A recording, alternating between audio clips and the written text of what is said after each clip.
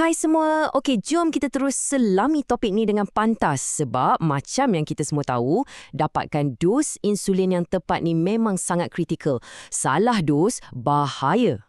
Cuba tanya diri anda, adakah anda betul-betul pasti anda dapat dos yang tepat setiap kali? Ketepatan ni bukan sekadar nombor ke atas kertas tau. Ia penentu utama untuk urus kesihatan kita dengan baik dan elak komplikasi.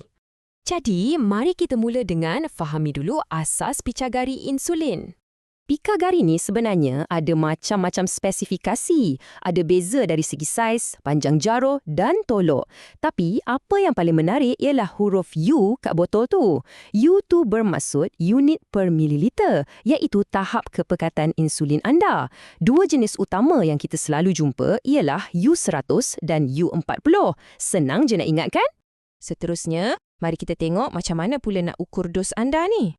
Kebiasaannya, saiz picagari kat pasaran ni bermula dari 0.3 sampailah 1 mililiter dan ini jelas menunjukkan kaitan antara saiz dan kapasiti. Contohnya, untuk insulin jenis U100, picagari 0.3 mililiter boleh isi tepat 30 unit. Kalau saiz 0.5 mililiter, ia muat 50 unit dan picagari yang 1 mililiter pula memuatkan kapasiti penuh sebanyak 100 unit.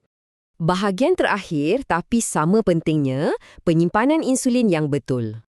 Anda kena ingat, kira dos tepat-tepat pun tak ada gunanya kalau ubat tu dah rosak sebab suhu. Jadi, poin penting yang anda kena amalkan ialah dua peraturan emas ni. Pertama, pastikan anda simpan dalam peti sejuk sebelum guna.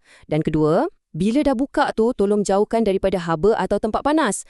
Kesimpulannya, ketepatan masa, ukur insulin dan penjagaan suhu yang betul adalah kunci mutlak untuk kesihatan anda. Selepas tengok penerangan pantas ni, apa satu perkara yang anda nak pergi periksa semula tentang insulin anda sekarang juga? Cuba semak.